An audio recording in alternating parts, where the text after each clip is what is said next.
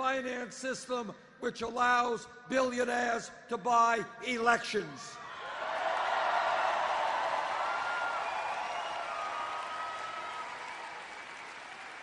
Democracy means one person, one vote. And whether Governor Scott Walker likes it or not, that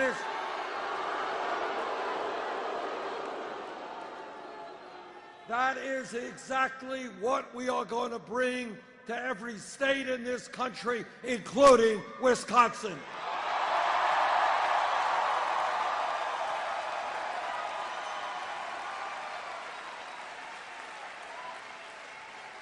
And I say to Governor Walker and all of the other cowardly Republican governors, if you cannot win or participate in a free and fair election where everybody votes, get out of politics, get a new job.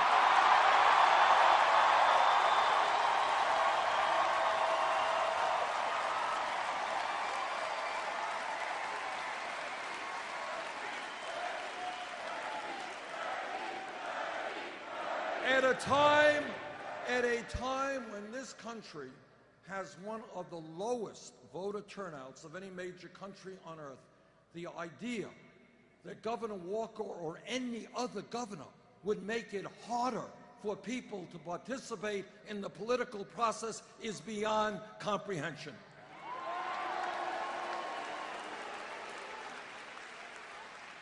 And together, not only are we going to overturn this disastrous Citizens United Supreme Court decision,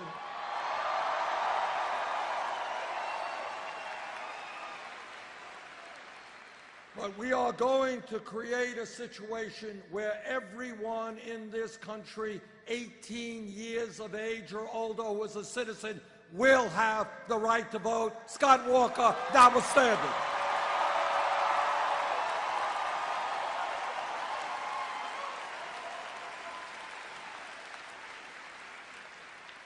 When we have nationally a situation where the Koch brothers and a handful of other billionaires are...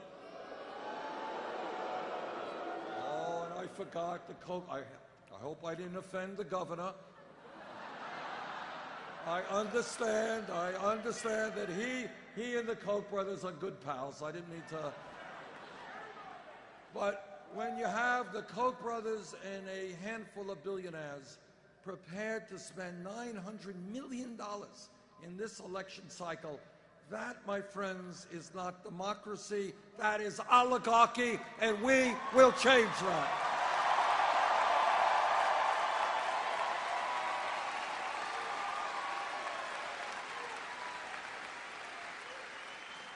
I know that our Republican friends and elected officials tremble at the idea of large numbers of Americans participating in the political process. I've got bad news for them. That is exactly what is going to happen in this country.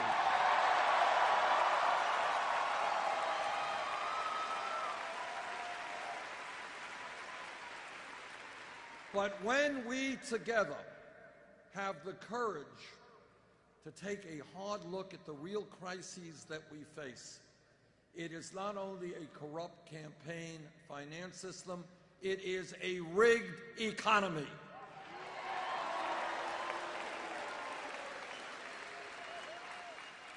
Whether you are a progressive or a conservative, you cannot accept the reality that today the top 0.1% now owns almost as much wealth as the bottom 90%. It is not acceptable that the 20 wealthiest people own more wealth than the bottom 150 million Americans. It is not acceptable that one family, the Walton family of Walmart, owns more wealth than the bottom 40% of the American people. Today, all across this country, in Wisconsin and Vermont, and in virtually every state, we have people working 2 jobs, 3 jobs, longer and longer hours just to bring in enough money and health care to take care of their families. You guys ready for a radical idea? Why not? This is Madison, Wisconsin.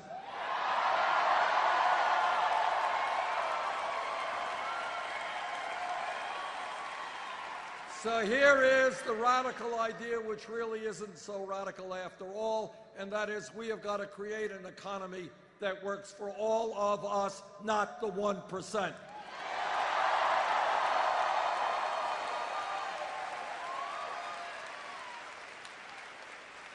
And when we talk about the crises facing our country, and when we are honest and not try to sweep our problems under the rug, what we have to acknowledge is that our criminal justice system is broken.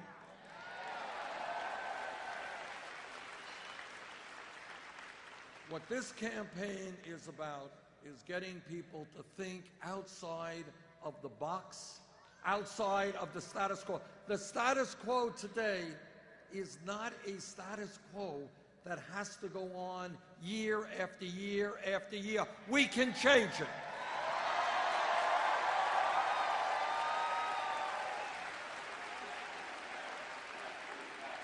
And what we can change is ending the international embarrassment of the United States of America, our great country, having more people in jail than any other country on earth. We are going to get to the cause of why we have 2.2 million people in jail, why we're spending $80 billion a year locking them up. And one of the reasons is that youth unemployment in this country is outrageously high. For white kids with a high school degree, 33% unemployed, Latinos 36%, African American kids 51%. Radical idea number 2, for our young people, we're going to invest in education and jobs, not jails or incarceration.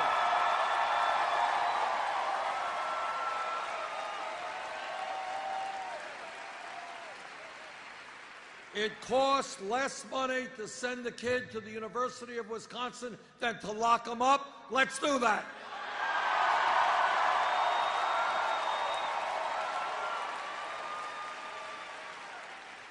And as a nation, let us stop what we too often see on TV, and that is videos of unarmed people, often minorities, being shot by police officers.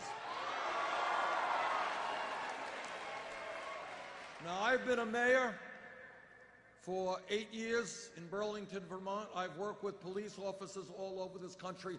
Vast majority of police officers are honest and hardworking and trying to do a very difficult job.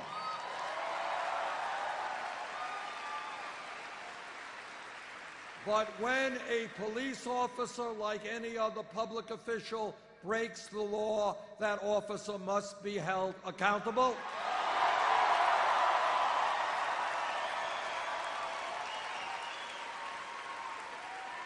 We have got to demilitarize local police departments. We have got to make police departments look like the diversity of the communities they serve. We have got to rethink the war on drugs.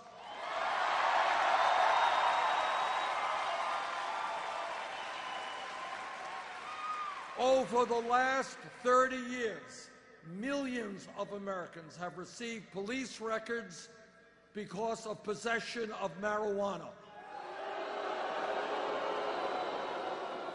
And lives have been ruined as a result. You go into a job and your prospective employer says, well, do you have a police record? Well, yeah, I do. Well, you're not going to get the job. Today, under the Federal Controlled Substance Act, marijuana is listed in the same Schedule 1 as heroin. That is nuts.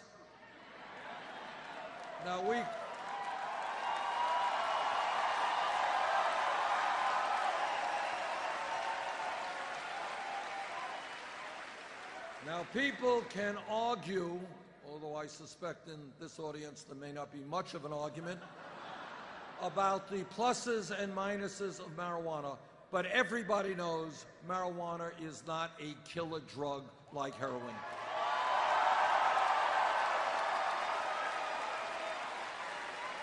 And that is why I have introduced legislation to take marijuana out of the Controlled Substance Act.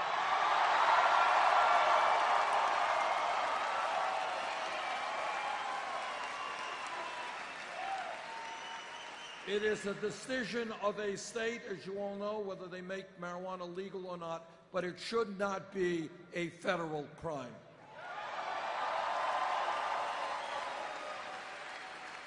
But when we talk about drugs, everybody here knows or should know that today in my state of Vermont, neighboring New Hampshire, all over this country, we have a major crisis in terms of opiate and heroin addiction, that every day people are dying from overdoses. This is an issue that we have got to address. Too many lives are being shattered.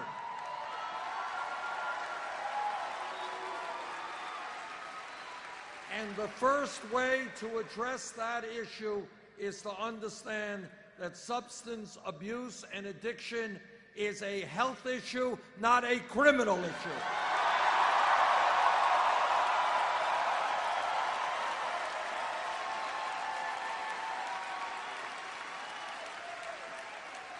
And that is why we need a revolution in mental health delivery in this country.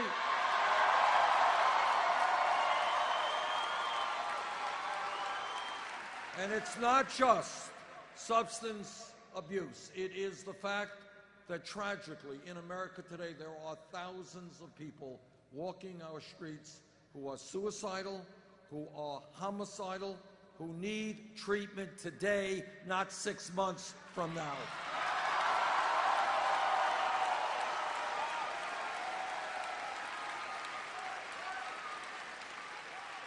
This campaign is doing as well as it is because we are listening to the people of America, not wealthy campaign contributors.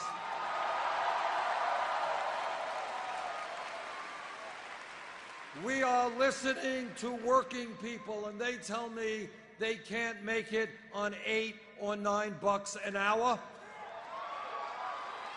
And that is why, together, we're going to raise the minimum wage to a living wage, $15 an hour.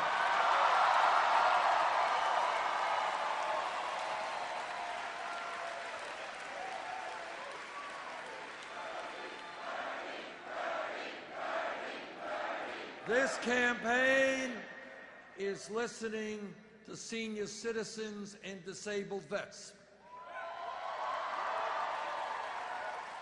And what they are telling me is they cannot make it on $11,000 or $12,000 a year Social Security. And you know what? Nobody can. Now, unbelievably, we got Republicans in the Senate and the House. They want to cut Social Security benefits.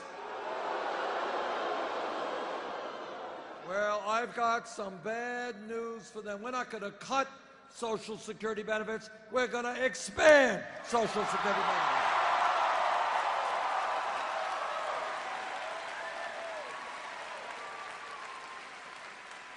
This campaign is listening to women.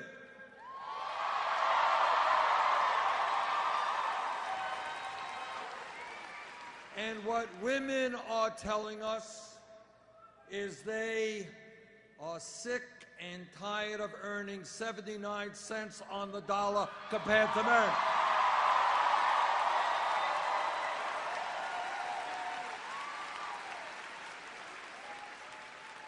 I know that every man here tonight will stand with the women in the fight for pay equity for women workers.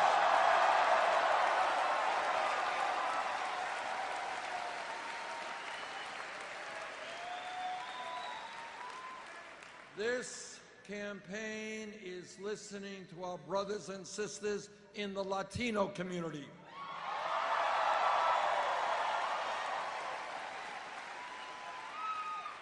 There are 11 million undocumented people in this country, and what our Latino brothers and sisters are saying is they are tired of living in the shadows, tired of living in fear, tired of being exploited.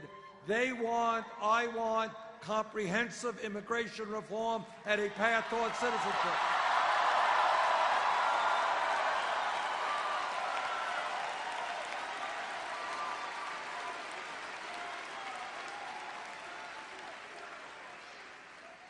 And if Congress does not do its job, I will use the executive powers in the presidency to make sure we do everything that we can.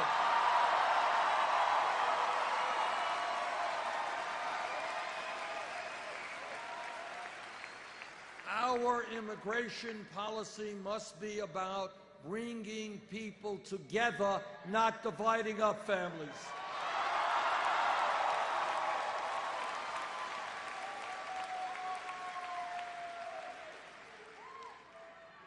And I will stop the deportations that we currently see.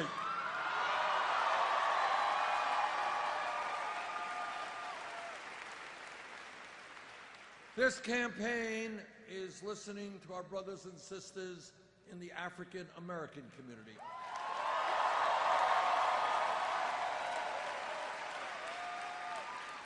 And what they are asking is, how does it happen that we apparently have trillions of dollars to spend on a war in Iraq that we never should have gotten into, a war which I vigorously opposed,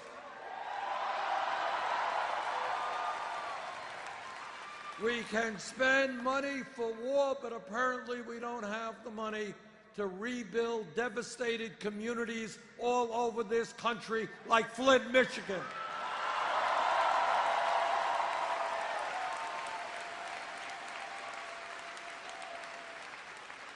I was in Flint, Michigan a number of weeks ago, and what I saw there, I honestly could not believe was happening in the United States of America in the year 2016. Children being poisoned with excessive lead in the water. But it's not just Flint. It is cities and communities all over this country where water systems are inadequate, wastewater plants falling apart, roads, bridges, levees, dams, rail system. We need to rebuild our crumbling infrastructure. We can create millions of jobs doing that.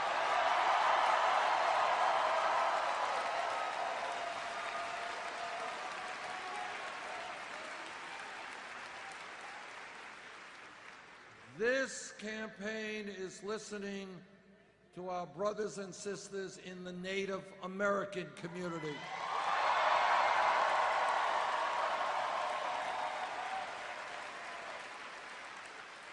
And I've had the privilege, as I traveled this country, to meet with some wonderful, wonderful tribal leaders who are doing extraordinary things for their people. But everybody here knows, and again, this is a truth, it's an unpleasant truth, but it's a truth that we have to deal with. And everybody here knows that from before the United States became the United States, before we were a country, Native Americans were treated absolutely disgracefully.